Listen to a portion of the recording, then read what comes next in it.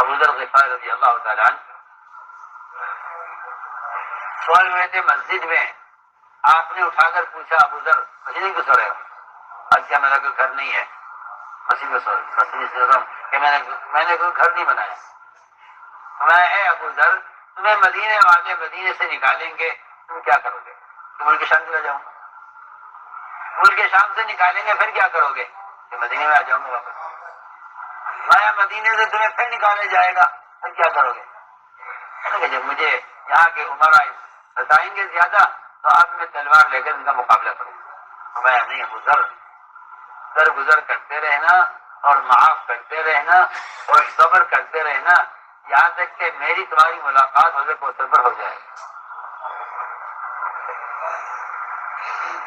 صبر یہ حوض کوثر تک صبر. ہاں لوگ سوال کرتے ہیں ہم کب تک صبر کریں. لوگ سوال کرتے ہیں ہم صبر کب تک کریں.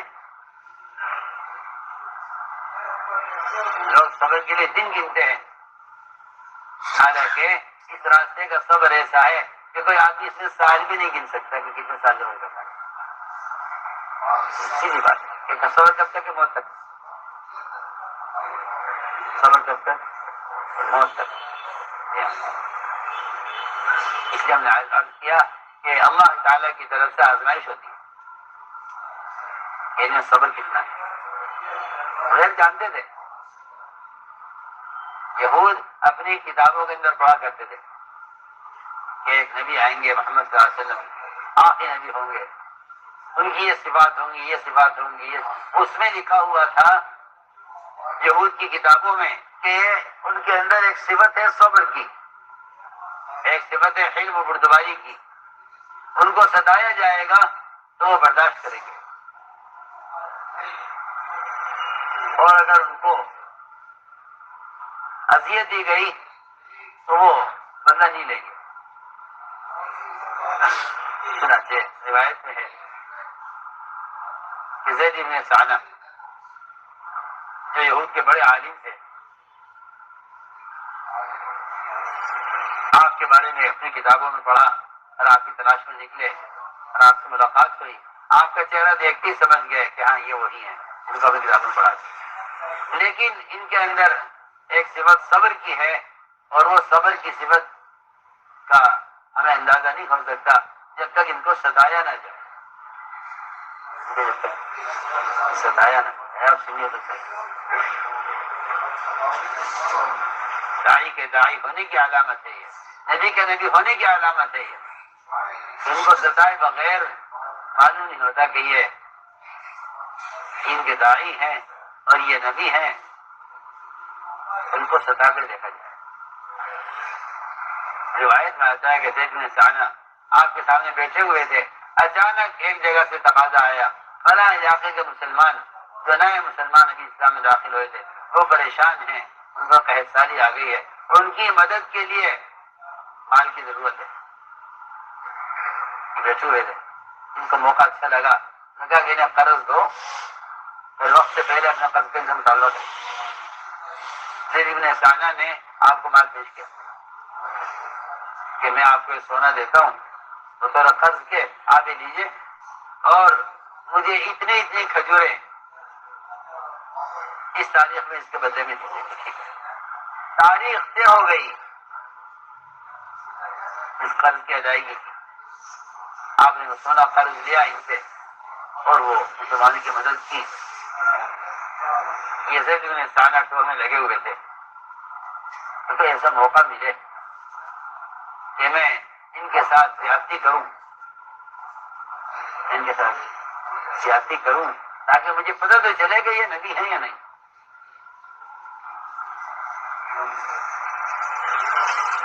اور گزرتا گیا 3 دن باقی تھے قرض کے ادا کرنے میں.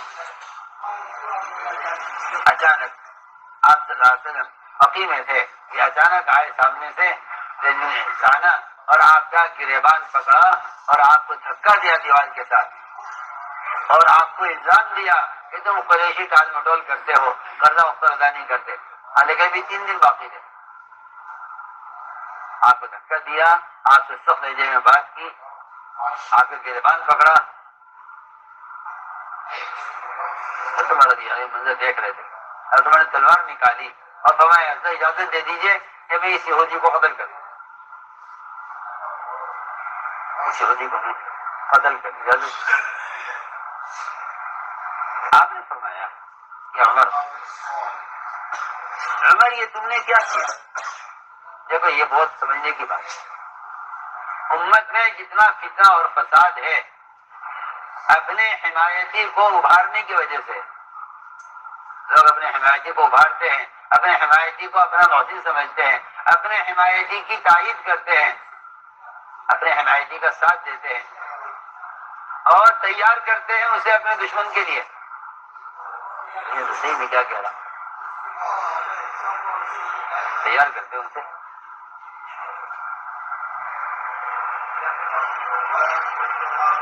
حالانکہ اسلام کو اصول ہے کہ دشمن کو نوازو، دشمن کو نوازو اور حمایتی کو دباؤ۔ ایک آدمی آپ کی حمایت کرے تو آپ کو چاہیے کہ اپنے حمایتی کو دبا کر رکھے، اور جو آپ کو ستا رہا ہے آپ اس پر احسان کریں، اس کو قریب کریں۔ آپ نے بجائے اس کے کہ آپ تمہر کو کہہ دیں کہ بھئی آپ میرے آدمی ہو، دیکھو تم نے میرا ساتھ دیا ہے، اس کے خلاف آپ صلی اللہ علیہ وسلم نے حضرت عمر رضی اللہ عنہ فرمایا عمر یہ تم نے کیا کیا؟ تمہیں چاہیے تھا کہ مجھ سے کہتے کہ میں اس کا حق ادا کروں، اور اس کو تم اسلام میں اپنے حق کا مطالبہ کرنے کا طریقہ بتلاتے کہ اسلام میں اپنے حق کا مطالبہ کرنے کا طریقہ یہ ہے۔ عمر تم نے کیا کیا؟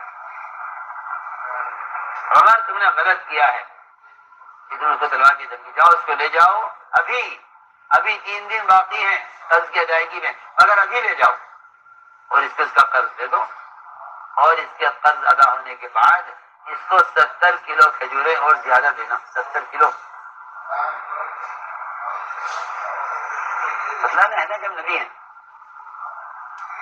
بتلانا ہے نا ہم کہ ہم نبی ہیں۔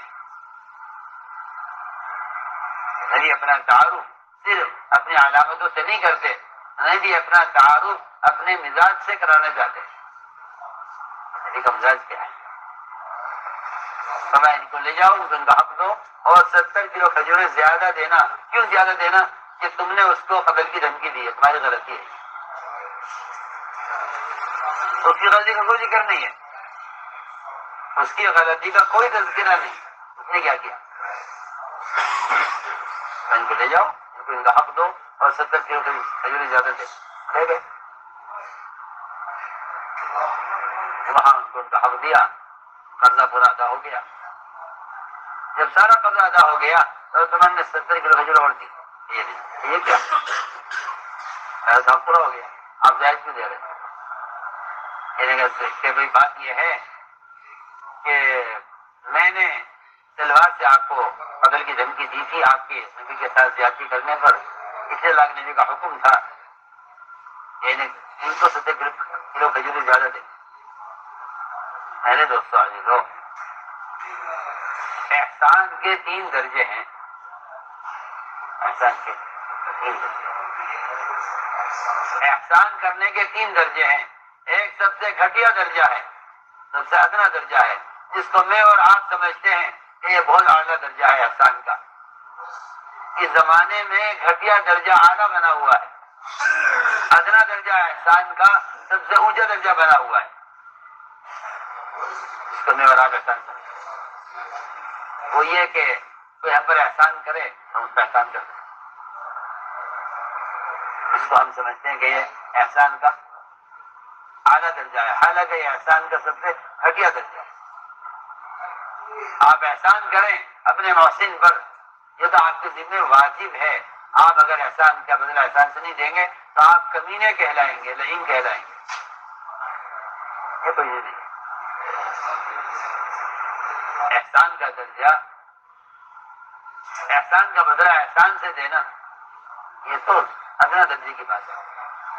درمیانہ احسان یہ ہے کہ آپ ایسے آدمی پر احسان کریں جس نے کبھی آپ کو سلام نہیں کیا، کبھی آپ سے نہیں ملا، کبھی آپ کے غم میں خوشی میں شریک نہیں ہوا، آپ اسے جانتے نہیں ہیں، وہ اس کو آپ کو جانتا نہیں، کوئی تعلق ہی نہیں ہے۔ آپ ایسے شکر پر احسان کریں، یہ احسان کا درمیانہ درجہ، اعلیٰ درجے کا احسان۔ سب سے اعلیٰ درجہ احسان کا کیا ہے؟ اعلیٰ درجہ احسان کا یہ ہے کہ آپ اپنے دشمن پر اور اپنے ستانے والے پر اور اذیت دینے والے پر احسان کریں، یہ احسان کا اعلیٰ۔ علی رضی اللہ تعالیٰ عنہ اپنے قاتل کو پہچانتے تھے، قاتل کو اس کا باپ کون ہے، وہ اس کا نام کیا ہے، کس قبیلے کا ہے، کس علاقے میں ہے، کس خاندان کا ہے، سب کچھ جانتے تھے اچھی طرح، اس کی شکل سے، نام سے، بلدیت سے پہچانتے تھے۔ اور فرماتے تھے اريد حباءه ويريد قتلي، کہ میں تو اس کو ہدیہ دینا چاہتا ہوں اور یہ مجھے قتل کرنا چاہتا ہوں۔ ہم نے قاتل کہتے جانتے تھے، یہ میرا قاتل اچھی طرح جانتے، لیکن اس پر احسان کرتے رہتے تھے، اس کو ہدیہ دیا کرتے تھے۔ لوگوں نے کہا بھی آپ کو معلوم آپ کا قاتل ہے، تو آپ اسے قتل کیوں نہیں کرتے تھے؟ فرمایا اگر میں اپنے قاتل کو قتل کر دوں گا تو پھر مجھے شہادت کا درجہ کیسے ملے گا؟ مجھے کون قتل کرے گا؟ اپنے قاتل کو، اپنے قاتل پر احسان کرتے تھے، اس کا خیال رکھتے تھے، اس کو ہدیہ دیا کرتے تھے۔ تو اگر آپ کو معلوم ہے کہ یہ آپ کا قاتل ہے تو اپنی حفاظت کے لیے اسے قتل کر دیں، میں اسے قتل کر دوں گا تو پھر مجھے قتل کون کرے گا؟ مجھے تو شہادت درجہ ملے گا نہیں۔ میں نے تو مثال عرض کی ہے کہ نبی کی آزمائش ہوتی ہے کہ صبر میں نبی کو آزمایا جاتا ہے، ان میں صبر کتنا ہے، صبر کتنا۔ اس لیے میرے بزرگ دوستو عزیزو، اس راستے میں جو ناگواری پیش آئے اس کو صحابہ کی ناگواری میں تلاش کیا کرو۔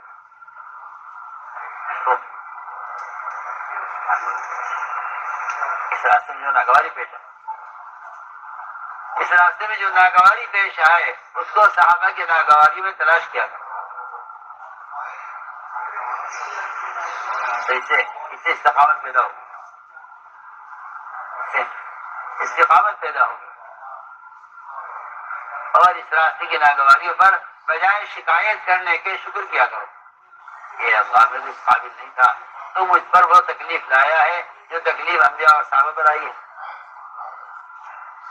تو میں سمجھتا ہوں کہ اس راستے کی تکلیفیں شکایت کرنے کے لیے نہیں بلکہ شکر کرنے کے لیے، اس راستے کی تکلیفیں شکایت کرنے کے لیے بلکہ شکر کرنے، اللہ تعالیٰ شکر، تو نے مجھے اس قابل سمجھا کہ تو مجھ پر نبی والدین کی تکلیف لایا ہے،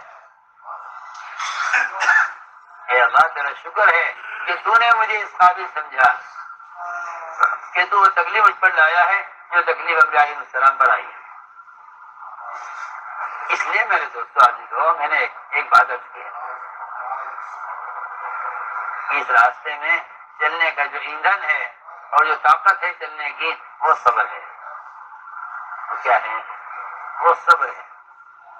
اور ساری مددیں، ساری فتوحات اور سارے وعدے صبر کے ساتھ ہیں، سارے وعدے صبر کے ساتھ، یہ سارے وعدے صبر کے ساتھ۔ اس لیے اس راستے میں جو اذیت پیش آئے اس اذیت کو انبیاء علیہ السلام کی اذیتوں میں تلاش کرو۔ یہ بات انبیاء کو کہاں پیش آئی؟ یہ بات انبیاء علیہ السلام کو کہاں پیش آئی ہے؟ اس لیے سب سے زیادہ اس راستے میں آگے بڑھنے کا جو ذریعہ ہے وہ صبر کرنا ہے، وہ صبر کرنا ہے۔ اور اللہ تعالیٰ کے وعدہ ہے کہ اگر تم نے صبر اختیار کیا اور اللہ سے ڈرتے رہے تو پھر جتنی باطل اقوام میں تمہارا کوئی نقصان نہیں کر سکے گی۔ وَإِن تَصْبِرُوا وَتَتَّقُوا لَا يَضُرُّكُمْ كَيْدُهُمْ شَيْئًا إِنَّهُ مَن يَتَّقِ وَيَصْبِرْ، کہ تقوی اختیار کرے گا صبر کے ساتھ کہ اللہ تعالیٰ ان کی محنت کو ضائع کرنے والے نہیں۔ اس لیے میں نے عرض کیا، دو باتیں ہم نے عرض کی شروع سے، کہ ایک تو اللہ تعالیٰ امتحان لیں گے، ایک اللہ تعالیٰ امتحان لیں گے اور آزمائیں گے. اس آزمائش میں جو کامیاب ہو جائیں گے، اس آزمائش میں جو کامیاب ہو جائیں گے، اللہ تعالیٰ انہیں ان سے اپنا کام لینے کا فیصلہ کریں گے. اور اس آزمائش میں ناکام ہو جائیں گے، اللہ نے صاف فرمایا لا ینال عہد الظالمین، کہ میرا ظالموں سے کوئی وعدہ نہیں ہے، ظالموں سے میرا کوئی وعدہ نہیں، ظالموں سے میرا کوئی وعدہ نہیں. اس لیے اپنے آپ کو اللہ کے یہاں قبول کروانا ہے، اور اس قبولیت کے لیے جو بنیادی شرط ہے